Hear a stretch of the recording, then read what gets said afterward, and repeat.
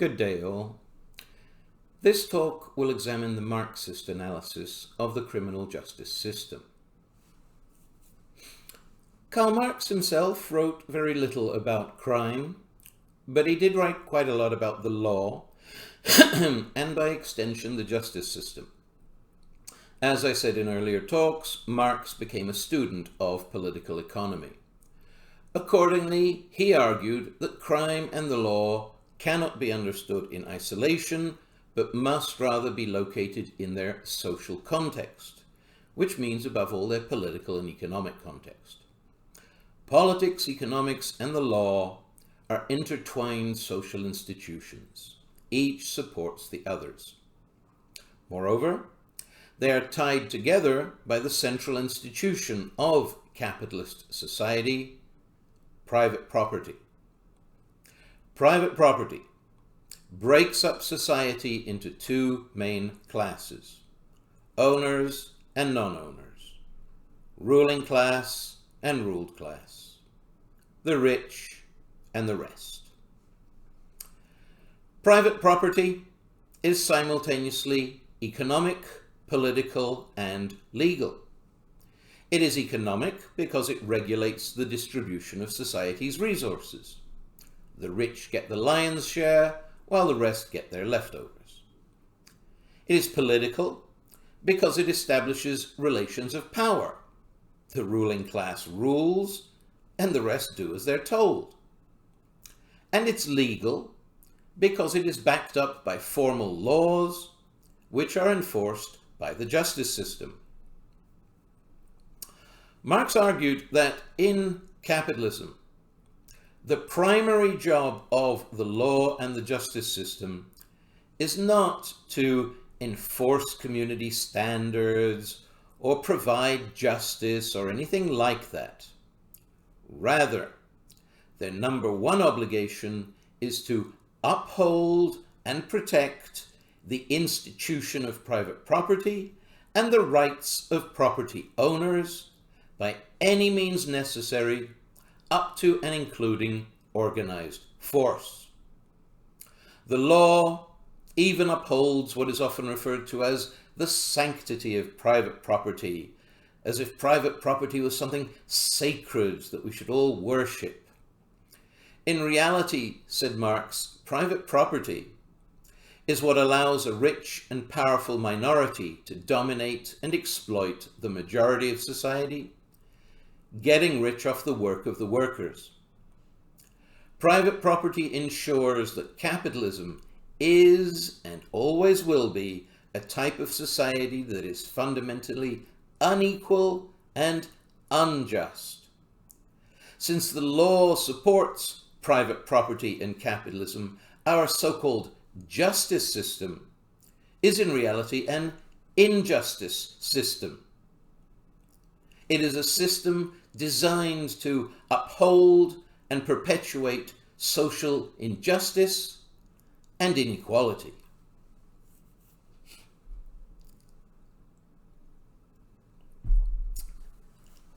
Marx also argued that in an unequal society like capitalism, real equality before the law is impossible. The law always favors the ruling class. To support this theory, as with all his theories, Marx looked back at history. He saw that in medieval Europe, the ruling class, the aristocracy, quite explicitly made the laws. Each lord was supreme ruler over his patch of land, and the law was whatever he said it was. And if somebody didn't like that, well, then the lord's men would chop his head off for breaking the law. The law was openly made by and for the ruling class. When capitalism arose, the capitalists quickly became richer than the aristocracy, but to become the new ruling class, they also had to take control of politics and the law away from the aristocracy. They did this through the introduction of democracy. Early democracy was quite explicitly democracy for the rich only. In both Europe and North America, early democracy came with a property requirement, which stated that you had to prove that you owned a significant amount of property or money to be allowed to vote or to run for political office. It was not until the early 20th century that this requirement was abolished and replaced with universal suffrage, where every adult citizen has the right to vote. Marx argued that once capitalists and their hired politicians had taken control of Western states, they made major changes to the law. In feudal Europe, the central social relationship was the feudal obligation which a peasant owed to his lord. Every peasant swore an oath of fealty to his lord, which made him the lord's man for life. But capitalists wanted to turn these peasants into factory workers. And they didn't want a lifelong obligation to their workers. They wanted the right to hire and fire at will. So, the legal rights and privileges of the aristocracy were abolished and were replaced by a greatly expanded system of contract law. The contract is the central economic relationship of capitalism, and expanding the role of the contract expanded the role of private property in society. In addition, the power of private property was increased by a significant expansion of criminal law. By the 18th century, literally thousands of offences against private property carried the death penalty. For example, stealing a loaf of bread carried the death penalty.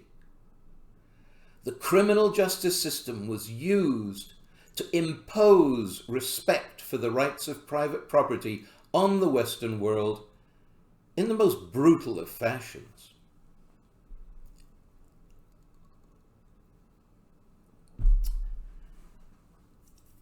However, by the 19th century, the power of the aristocracy had been broken, the power of private property was unchallenged, and the capitalists were firmly established as the ruling class of industrial capitalism.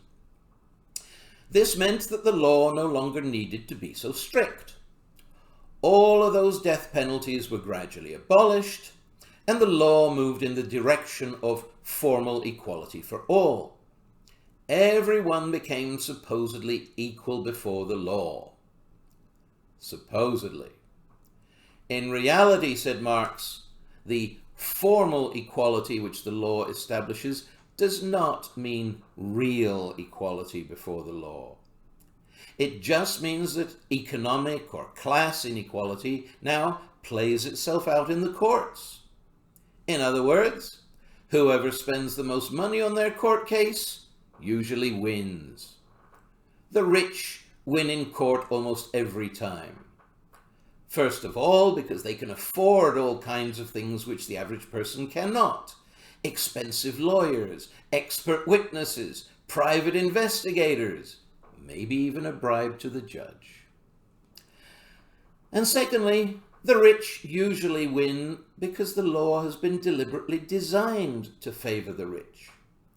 The politicians who make the laws have all been bought and paid for by big business, whether through outright bribery or through that form of legalized bribery known as campaign contributions.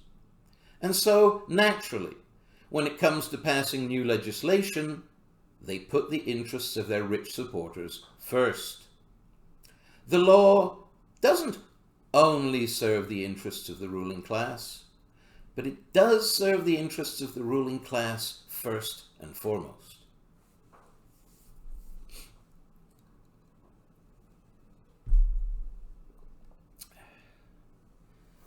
Marx's ideas on the law were first expanded on in a text entitled The New Criminology, published in 1973 and written by three British Marxists, Ian Taylor, Paul Walton, and Jock Young. They adopted what has been termed the instrumentalist position, which is that in capitalism, the state is just the instrument or tool of the capitalist class, and therefore that everything the state does and all of the laws the state passes are primarily designed to benefit the capitalists.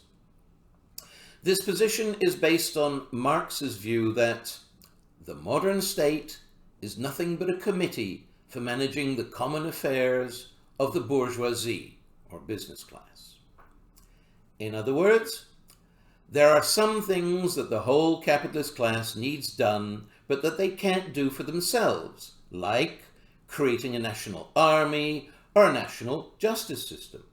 So they get politicians to do it for them through the state. I would argue that the key word in that quote from Marx is managing.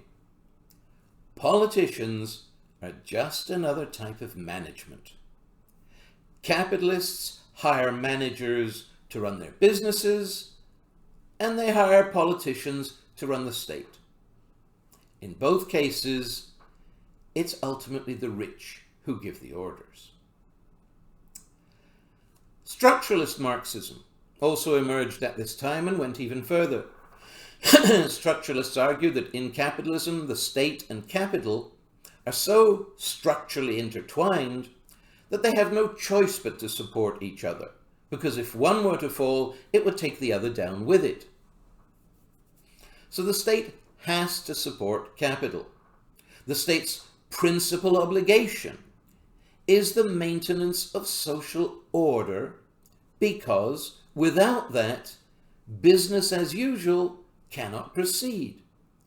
The state must prevent protests, rioting, or revolution so that the market can operate. Having established order and stability, its next priority is to make the rich capitalists richer. In the 1980s, a new school of Marxism emerged, which became known as class conflict theory. This theory argued that the business class are not the only ones who pressure the state to pass certain laws. The working class does also. There are clear historical examples of laws that were only passed because the working class organized and fought for them. For example, in the 19th century, one of the first big legal wins for the working class was the passage of the 10 Hours Act, which legally limited the working day to 10 hours. Before this act, there was no limit to how long employers could force their employees to work, and in Europe, the average workday was 16 hours, with some even working 18 hours a day. This was literally killing the working class. Their health and their life expectancy declined sharply. Capital, business, fought tooth and nail against the passage of the 10 Hours Act.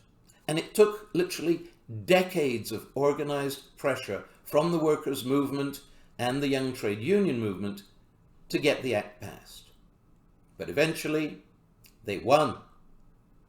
Since then, of course, the legal workday has been lowered to 8 hours, and a variety of other laws have been passed, designed to improve workers' health and safety on the job. These laws are often not enforced as well as they should be, but they are on the books, and that's only because workers organized and fought for them. In at least one small way, the workers fought the capitalists and won. And Marxists, who claim to be on the side of the working class, are the last people who should dismiss the importance of their accomplishment.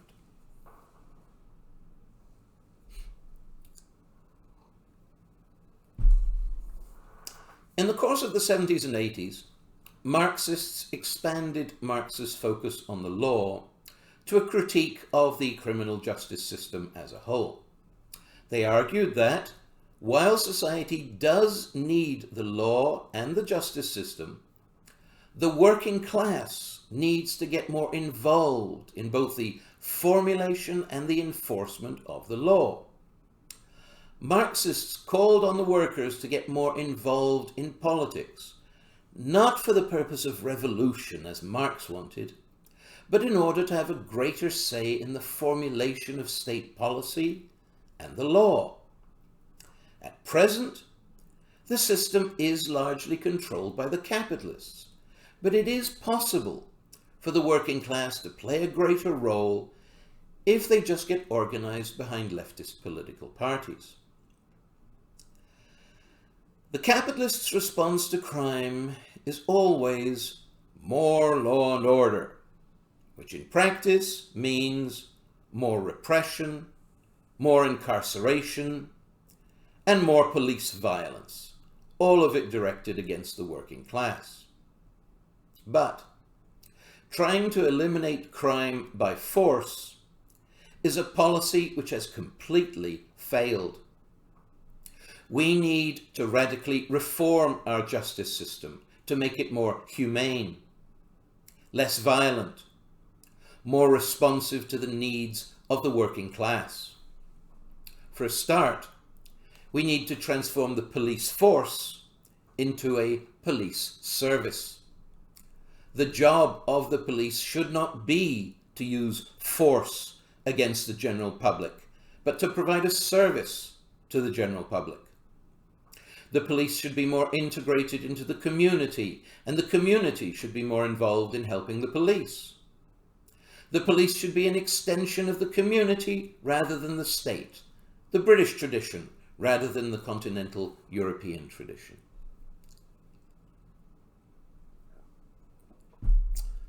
More broadly, the focus of our justice system should not be on punishment and discipline, but on healing and rehabilitation.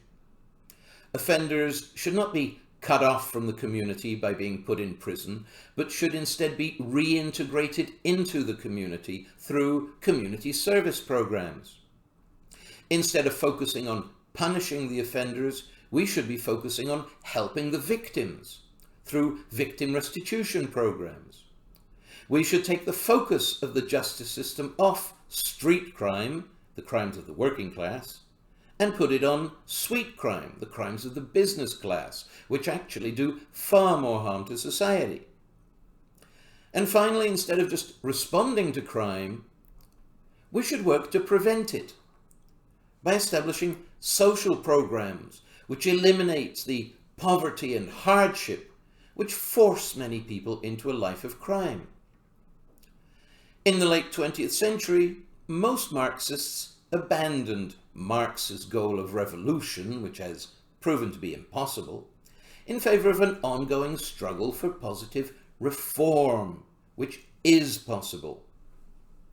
Marxists, such as American criminologist Jeffrey Reiman, have developed a wide-ranging critique of current justice systems in Western capitalist societies. Reiman argues that Western justice systems serve the interests of the capitalist class and harm the interests of the working class in a number of ways.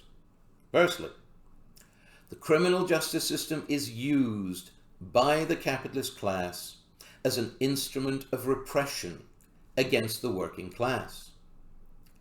Marx said that the only thing the capitalists fear is collective action. Individual workers cannot challenge the wealth and power of capital. The only way the workers can accomplish anything is if a large number of them get organized and fight together for their collective rights. But if they try to do that, they are physically attacked by the criminal justice system, beginning with the police. The police force is a paramilitary structure, meaning it's a civilian army. The police have ranks, lines of authority, and strict discipline, just like the army, and just like the army, the police are a structure of organized force or violence. Throughout the Western world, the police have been regularly used to forcibly break up any attempts at collective action by the working class. This includes forcibly breaking up demonstrations, protest marches, strikes, and picket lines, and arresting strike leaders and trade union organizers.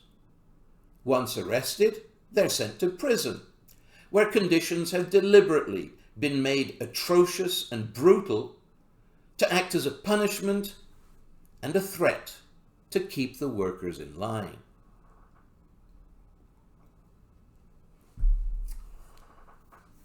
Capitalism needs an instrument of repression because it contains contradictions.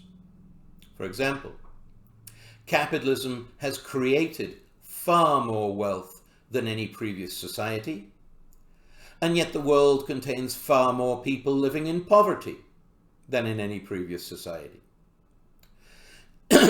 Sometimes the poor get unhappy about that and have to be forcibly put in their place.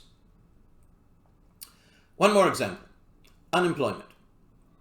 The capitalist economy develops along the business cycle. The economy goes up and down, upswing and downswing, boom and bust, recession and recovery. In an upswing, when business is good, businesses hire workers. In a downswing, when business is bad, businesses fire workers. And since the business cycle is a built-in feature of capitalism, that means unemployment is a built-in feature of capitalism. You can't have capitalism without periodic unemployment. But the unemployed form what has been termed a surplus population or a problem population. They generally consist of young, strong adults who can get violent and disruptive because they've been made angry by the frustration and poverty of unemployment. So, to prevent them from disrupting business as usual by actions like vandalism, looting, or rioting, they're closely watched and controlled by the justice system.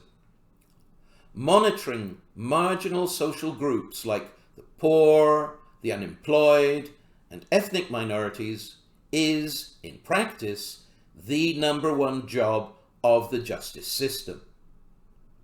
Conveniently, the capitalist economy helps them to do this because the capitalist housing market brings all the poor people together in urban slums and ethnic ghettos.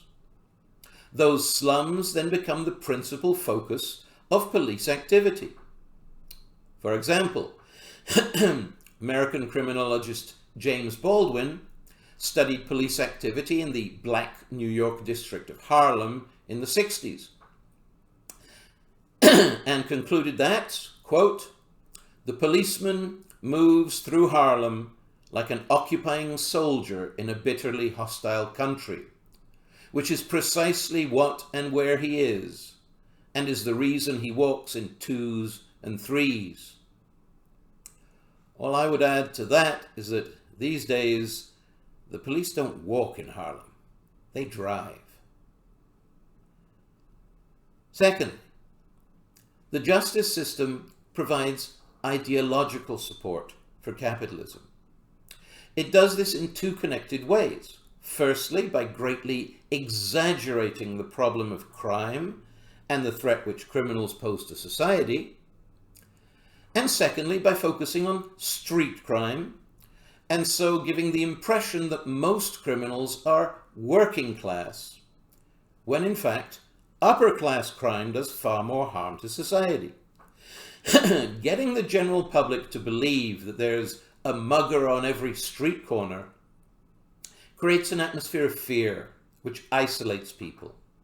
Nobody's going to get together and organize collective action if everyone's at home with locks on the doors and bars on the windows, too scared to even talk to their neighbors.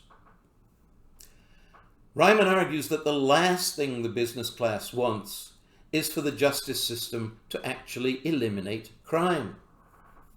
If the real purpose of the justice system was to eliminate crime, then it would be a dismal failure. But it's not. Its real purpose is to fight crime just enough to turn crime into this big, dramatic issue which is constantly in the public eye. The capitalists want the general public to be scared of criminals, to get angry at criminals, and to blame all of society's problems on criminals, instead of blaming the capitalists, who are the real cause of society's biggest problems, like poverty, inequality, and so on. The whole crime issue is just one big distraction from the social harm being done by capital.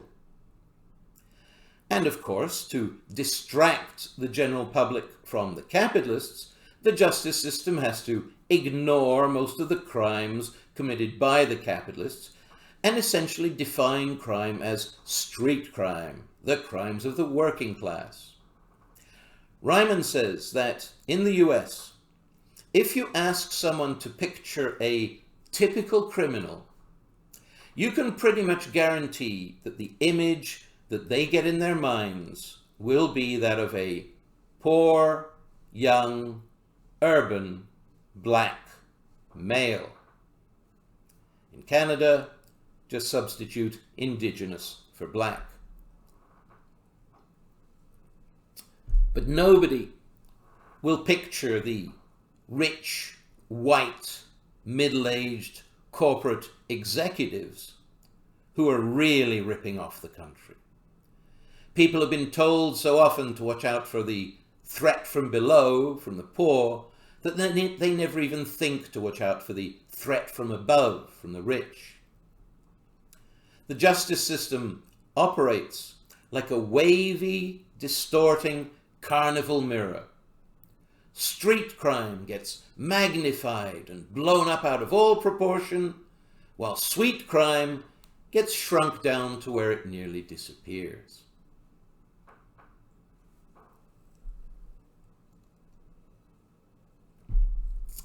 Thirdly, the justice system is biased against the poor at every stage of the process.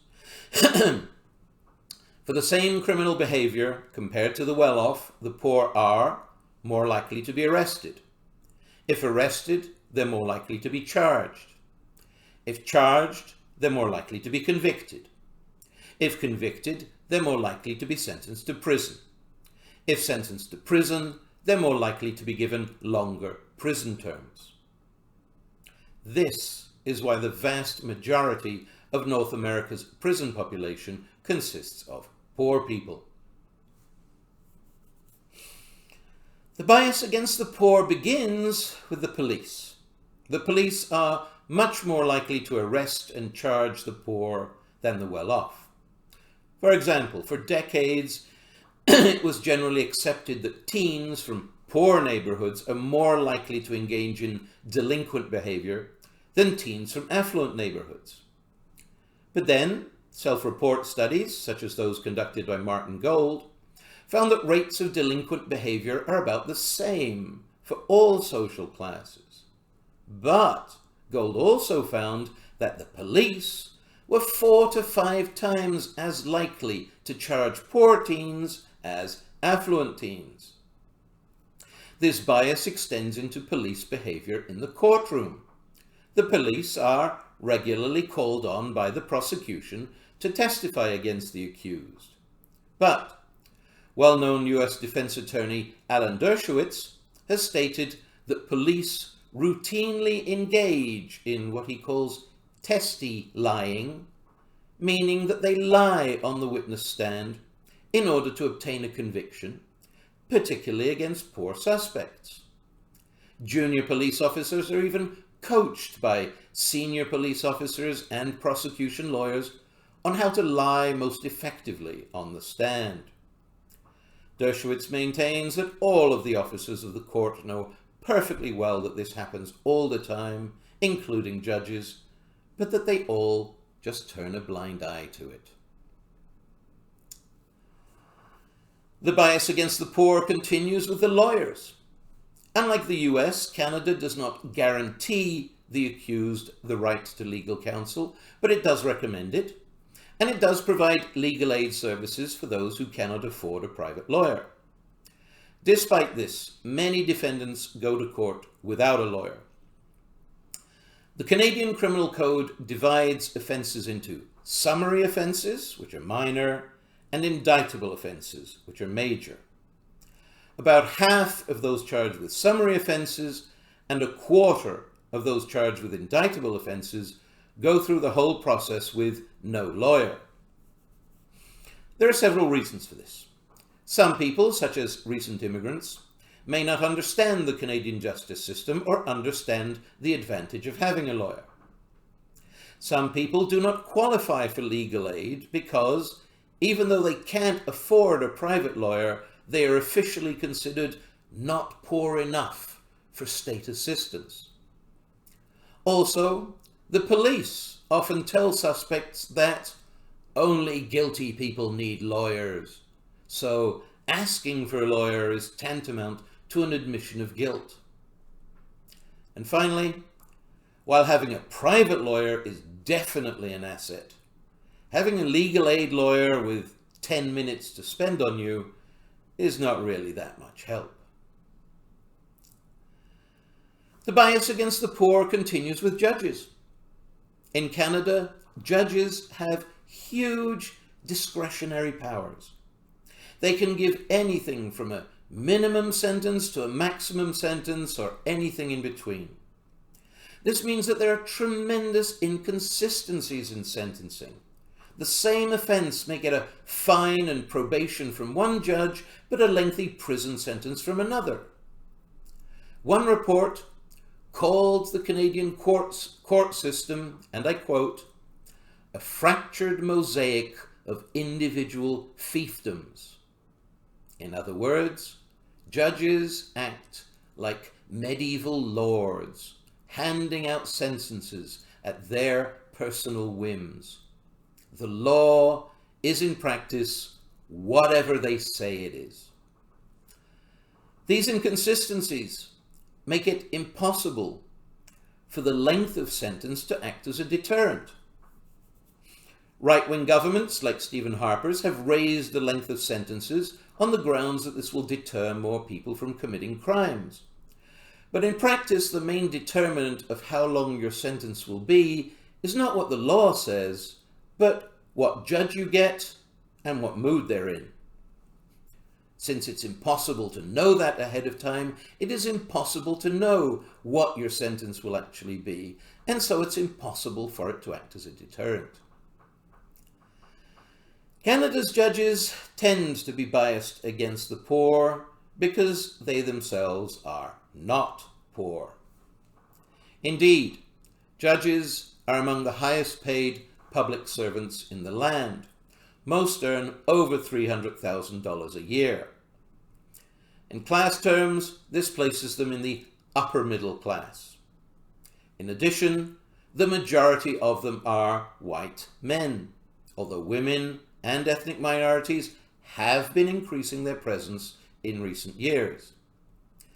There is considerable evidence that judges who are affluent white men are likely to be more lenient on defendants who are like themselves and harsher in their treatment of the poor, ethnic minorities, and women.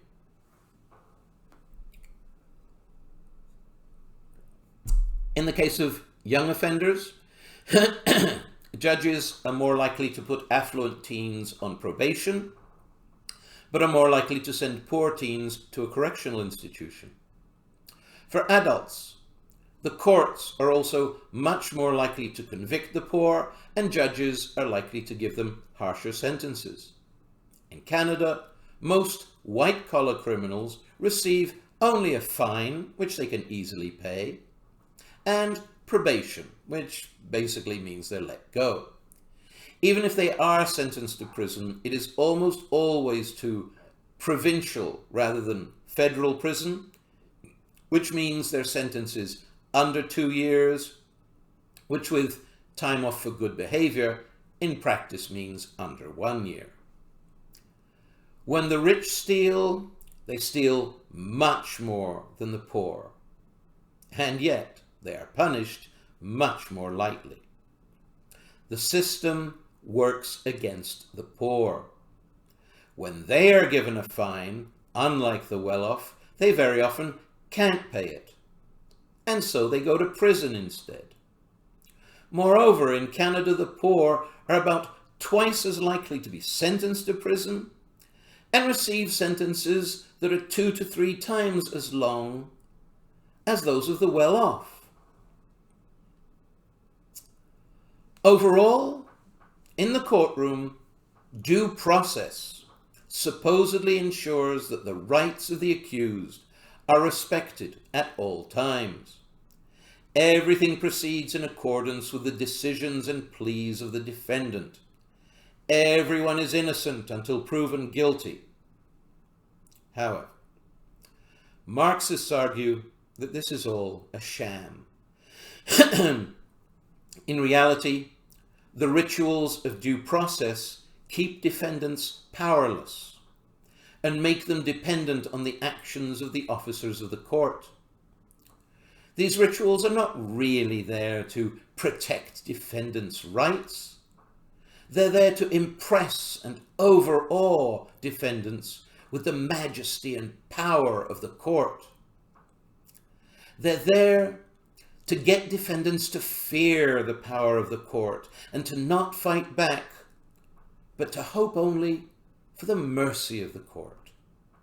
Tremendous pressure is put on defendants to just go along with the decisions of court officials. They are pressured not to exercise in practice the rights that they have in theory. The system is so structured that the costs of challenging the process far exceed the cost of just giving in and taking whatever the sentence the courts give you, even if you're innocent. Standing up for your rights costs money, time, aggravation, and may upset the judge so that your eventual sentence is even harsher. This is why one Marxist said, quote, "The process is the punishment." For Marxists, the courtroom emphasis on due process is just part of capitalist ideology. The supposed fairness of due process only serves to justify the repressive measures taken by the courts. The participation of the accused in the proceedings is purely symbolic. They appear only at certain points in the process, such as to enter a plea, and take part just enough to convince the general public and themselves that they had some say in what happened to them. In reality, they are treated as objects and are forced into a passive, submissive state. The real goal of due process is not to protect the rights of the accused, but to secure the maximum number of convictions with the least amount of time, trouble, and expense. To conclude on this point, Marxists also argue that structural functionalist criminology is biased against the poor. The justice system is biased against the poor, so official crime statistics are biased against the poor. But structural functionalists have just accepted official statistics at face value, and so have come up with theories that blame the poor and the working class for most crime. Marxists, on the other hand, argue that the biggest crimes are committed by the business class. They're just not prosecuted for them. Which brings us to point number 4, which is the flip side of point number 3. Fourthly, the justice system is biased for the rich at every stage of the process. This begins with lawmaking. Corporations routinely engage in practices which are harmful to their workforce, the general public, and/or the environment. Yet it normally takes many years of public pressure to even get these activities declared illegal. And even when they are, the penalties are usually just fines, which are pocket change to big corporations. Courts are very reluctant to prosecute corporations, and when they do, it is usually in civil court rather than criminal court, which means the only penalty they can receive is a fine, which then becomes a business expense, which is ultimately passed on to the consumer. 1961 saw the first case in North America in which corporate executives were actually sent to prison. 7 US executives were convicted of forming an electrical conspiracy and engaging in price fixing, which means they all agreed to raise the price of electricity together, thereby gouging the US public out of millions of dollars. For this, the corporations paid fines, and the executives went to jail for a grand total of 30 days each. The fifth and final point that Marxists make is that the justice system has itself become an extremely profitable business. I would argue that the US in particular no longer really has a criminal justice system at all. It has a prison industry.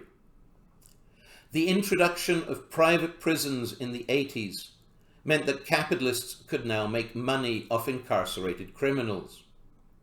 This meant, as Reiman says, that the rich could now get richer by putting the poor in prison. Offenders became products, commodities, things. Capitalism now produces convicts in the same way that it produces cars or shoes. And once established, like any private industry, the prison industry wants to grow and increase its profits. It does so by putting more and more poor people into prison.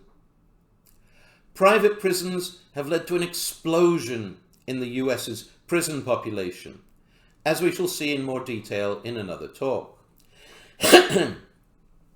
In Canada, we haven't seen anything so extreme, but still, there has been a partial privatization through outsourcing of prison laundry and catering, private contracts to build new prisons, and private contracts to supply new technologies such as electronic ankle monitoring bracelets, CCTV, and so on, which have resulted in what's termed widening the net of those under state supervision.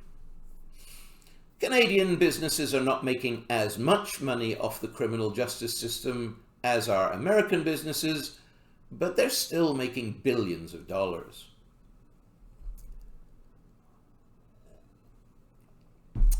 In these 5 ways, then, Reiman argues, the criminal justice system serves the interests of the rich much better than it serves the interests of the rest of society. Of course, the system must serve the interests of the working class to some extent, just in order to prevent civil unrest. The job of the justice system is to provide law and order. In other words, it provides the legal framework that business needs to operate, and it provides the social order that business needs to operate. That order is not just based on repression. It is also based on concessions made to the working class. However, the justice system always serves the rich better than the poor. In capitalism, all are equal before the law, but some are more equal than others. Marxists argue that due process does not really establish equality before the law. Most of the time, whoever spends the most money on their court case wins the case. The facts of the case don't have as much influence on the outcome as does the amount of money spent. In short, in capitalism, say the Marxists, you can have all the justice that you can afford. That concludes what I have to say on the Marxist analysis of the criminal justice system. A transcript of this talk is available if you're interested. Good day.